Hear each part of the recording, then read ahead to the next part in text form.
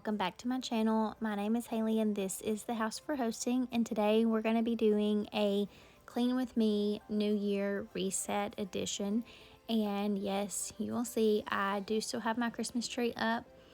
If you're new here and you don't know, I absolutely love Christmas, and so when it comes to taking down the tree, that is something that I struggle with every year. Sometimes I am ready to have it down because I'm ready for it to be clean and fresh and just like a whole new season, new year. But a lot of times it's hard for me to take it down because I constantly dwell on the past and like miss time, and I feel like Christmas is so hectic and so busy that we just get tied up with having to go to this party or this event, and we don't just get to slow down and enjoy it. And to me, sitting in front of the tree is peaceful and it's quiet, and you don't have to worry about the hustle and bustle. So I keep mine up longer just to just to enjoy that. And so that's one thing, or one reason why I don't like to jump and just take it down, because I don't feel like you really can soak it up and enjoy it when you have this whole list of responsibilities or events or places or things, and you're worrying about gifts and all that. Like when you have no strings attached and you can just sit down and enjoy the twinkle of a tree and the quiet and the stillness, I love that. So that's why I keep mine up. How long I keep it up, that changes every year. I usually will say that I like to keep it up until the first snow, because I love to enjoy a tree with snow in the background and a cup of coffee. So sometimes it could be January, sometimes it could be March, but I don't know. Sometimes it's just, if we don't get snow at all, then I have to make a decision because it can't sit forever. But I just wait. I wait till I know, and I don't have the feeling yet. So I'll let y'all know when it happens. I might do a video of me taking it down, but currently it's still up. But with that, in this video, we're doing a clean reset. The house is a mess. Toys are everywhere, clothes are everywhere. It's life. It's that time of year, but I really want to get it cleaned up and back in order. It's not going to be a massive spring cleaning, organizing video, but it will be a good clean with me results video. You're gonna see me see this house go from really messy, typical lived-in house, to being clean, organized, and put back together. And the satisfaction at the end for me is always really great. I enjoy having the clean house, but I also feel like I have to do this every single day, or at least like every week. It's like constant. You redo over and over and over the same thing, but that's life. That's proof that you're living. It's gonna happen. But anyways, I hope you enjoy this video. Please follow along with me while we transform this house.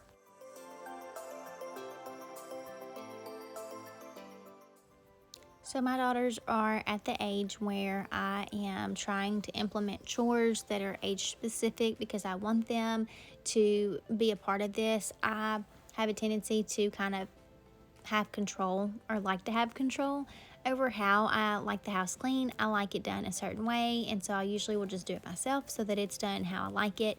But I'm trying to let go of some of that control and include the kids in the cleaning, because I feel like it's really important that they learn how to clean, number one, and then number two, that they understand responsibilities.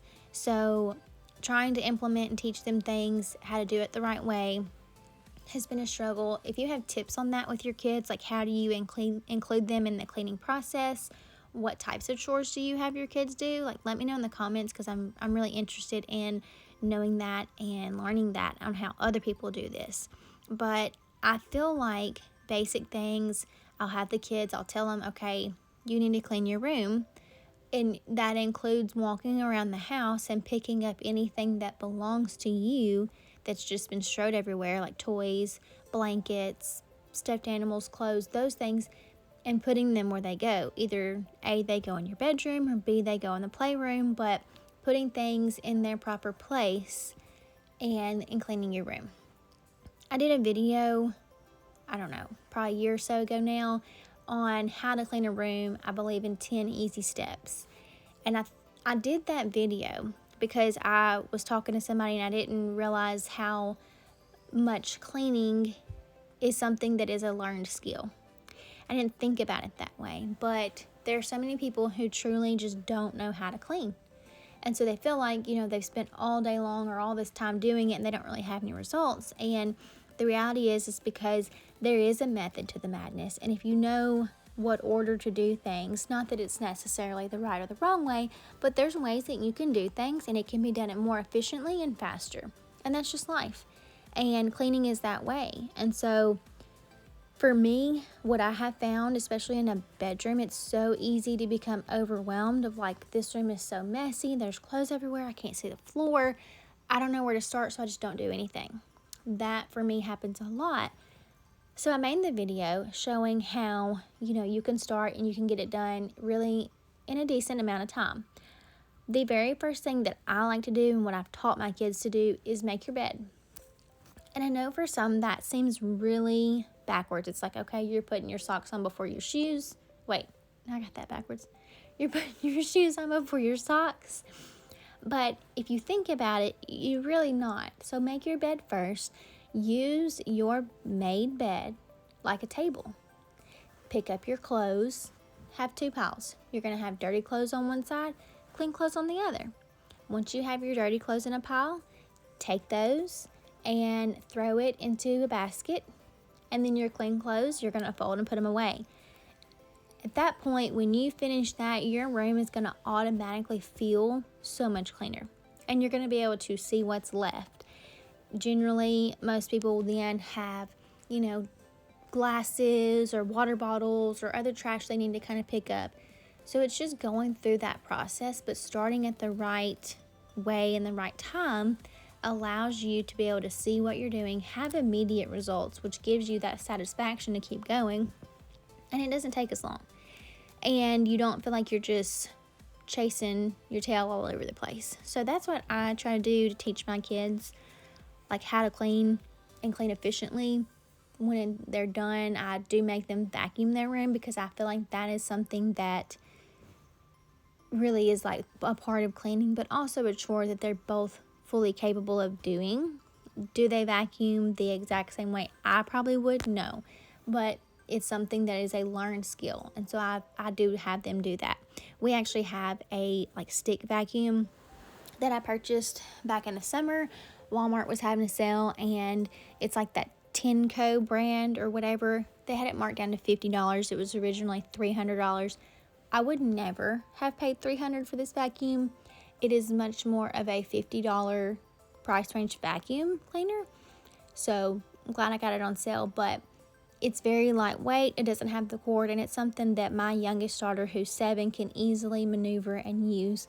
So I let them use that on their rooms, but I do follow it up weekly with a good traditional vacuum. But the little lightweight one is really simple, really easy, and it's something, like I said, that they can use to learn the skill of vacuuming a room. But I don't know, I hear other people, like some of the chores that I hear that they have their kids do, I'm like, man, that's crazy. That's pretty advanced for that age. And I'm like, maybe I'm being pretty lenient. I don't know. But let me know in the comments what chores, like the ages and what chores that they're doing. If you're doing that at all, I would be very interested in learning that. While we're on the topic of assigning chores to kids, there is one chore in particular that I despise that I will always assign to my daughter, and she knows this. It's the dishwasher. I hate loading and unloading the dishwasher, and so if I can ever get away with not doing it, or if I load it and start it, I'm like, you know what, when she gets home, that's her chore, and she knows that she can unload it, because I don't know what it is. I just hate doing it. I guess it's because I feel like I'm standing in one spot the whole time rather than moving around, and I don't feel like I'm being that productive, even though you clearly are.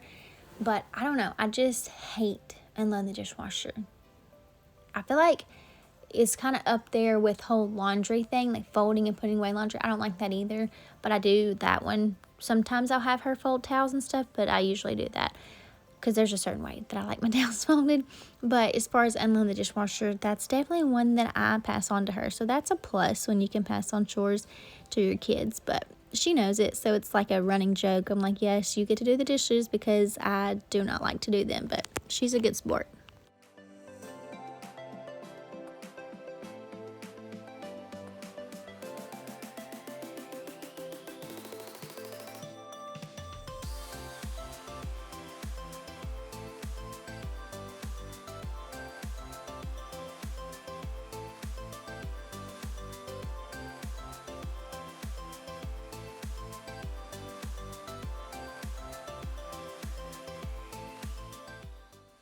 I feel like one area that I do enjoy cleaning is in the kitchen whenever you're wiping off the counters and the stovetop.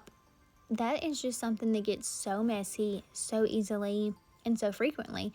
And so for me, whenever I can take everything off and have it really clean and then put the things back, I don't like a lot of clutter on the counters. We don't have a lot of counter space anyways. So I just try to keep basic things up here and not too much. But whenever it's cleaned off and wiped down, that's just a good feeling to me. And I don't mind doing that. I do enjoy having that part done. I would say probably my most enjoyable chore would be vacuuming and mopping, which is pretty strange. But to me, vacuuming, like running the vacuum cleaner, I don't know if it's like just the low hum of the vacuum or what, but it just feels calming. That probably sounds really weird, but it just does. I don't know what it is about it, but that's something I enjoy to do. And then mopping, I like mopping because it's an immediate results thing. So you've got your water, you can actually see the water on the floor and you see the floors getting clean, and the smell. I use Mr. Clean, like the green, I don't even know what the scent is, but I put just a little bit in my water and it makes the whole house smell really good. So I do enjoy mopping and vacuuming.